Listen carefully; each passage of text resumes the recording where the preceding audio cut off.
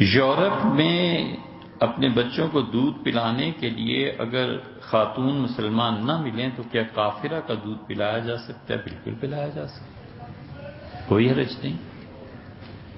اس مسئلے کی تفصیل یہ ہے کہ شریعت نے اس پہ پابندی نہیں لگائی، حتیٰ کہ وہ عورت صحیح نسب کی نہیں ہے تو بھی شریعت نے اس پہ پابندی نہیں لگائی۔ شریعت کہتی ہے تمہاری اپنی مرضی، جسے مرضی دودھ پلاؤ، وہ یہودی عورت ہے، عیسائی ہے، کچھ ہے، تمہاری مرضی ہے۔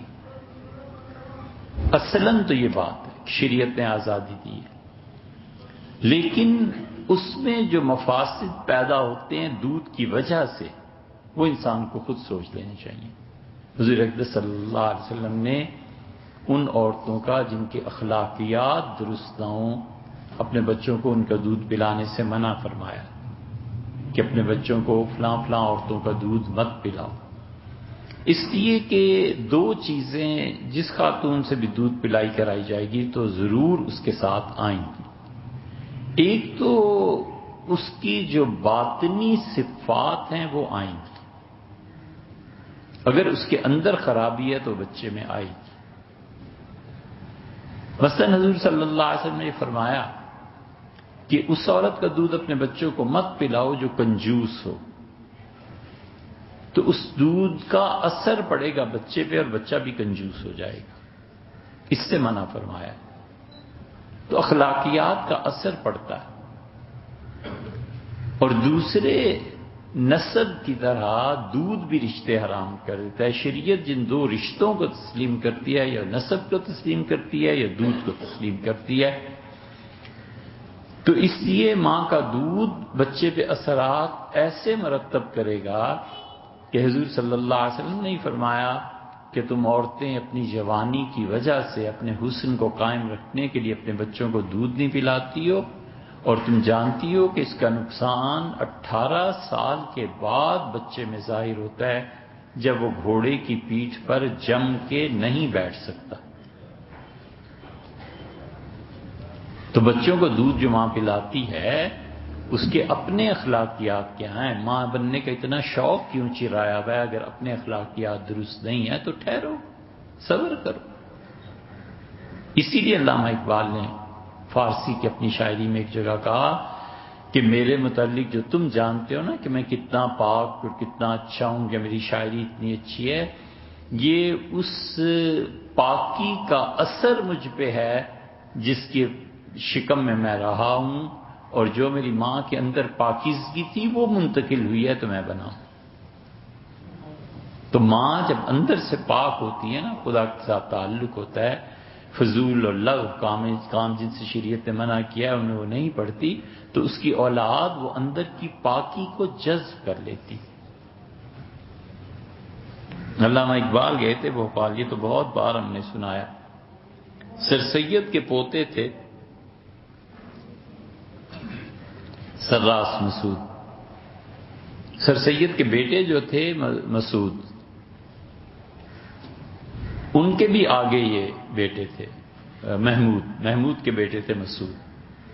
تو مسعود کو وزیر تعلیم ریاست بھوپال نے مقرر کر دیا تھا، اور علامہ اقبال اور راس مسعود بہت گہرے دوست علامہ اقبال نے کتابیں ان کے نام پہ انہیں تحفتاً دی۔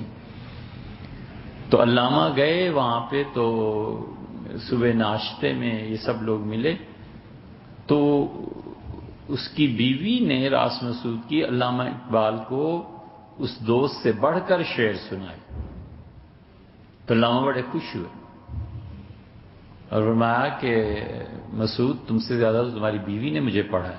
انہوں نے کہا اس میں کوئی شبہ نہیں، مجھ سے زیادہ میری بیوی آپ کی شاعری کو سمجھتی ہے۔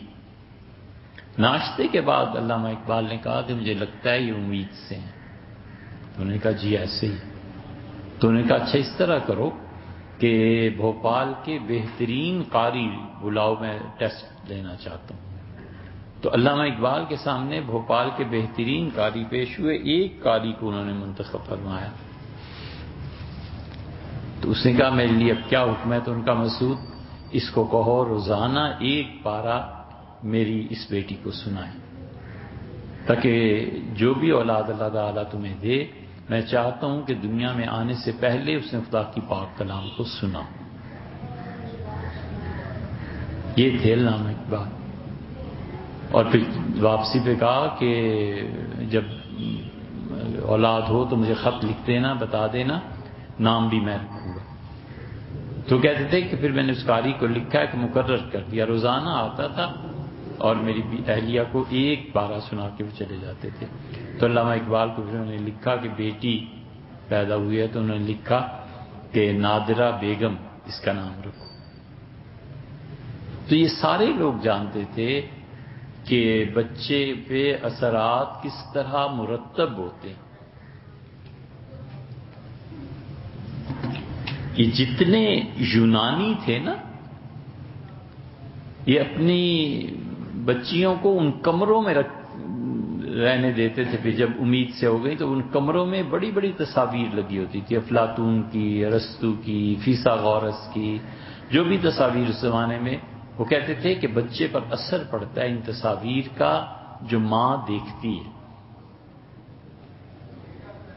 ہم بالکل اپنا واقعہ عرض کرتے ہیں آپ سے۔ ہم قاہرہ گئے، جامع الازہر میں سیمینار تھا، تو شام کو جب ہوٹل میں آتے تھے تو وہاں پر ہوٹل میں یہودی ٹھہرے ہوئے تھے، اسرائیلی۔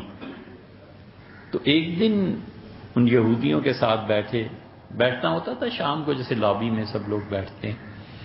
تو ہم نے ان یہودیوں سے پوچھا کہ آپ بچے کیا کرنے آئے ہیں؟ انہوں نے کہا ہم اکنامکس پڑھ رہے ہیں یہاں۔ ہم نے کہا کیوں؟ انہوں نے کہا اس لیے کہ عین ممکن ہے آئندہ جو دور آئے یہ اسلامک اکانومی کا دور ہو، سود کی متبادل اساس چاہیے دنیا کو، اور ہم چاہتے ہیں خود بھی کہ سود سے پاک نظام ہونا چاہیے۔ تو اگر کہیں یہ ہو گیا اور ہم پڑھے لکھے یہودی نہ ہوئے تو یہ سارا پیسہ پھر کدھر جائے گا؟ ہم نے کہا اس کا مطلب یہ ہوا کہ شام کو بالائی پھر اتر کے نیو یارک چلی جائے گی۔ میں نے کہا بالکل ایسے ہم کریں گے۔ اتنے چوکنے تھے۔ پھر مختلف موضوعات پہ باتیں ہوتی رہیں۔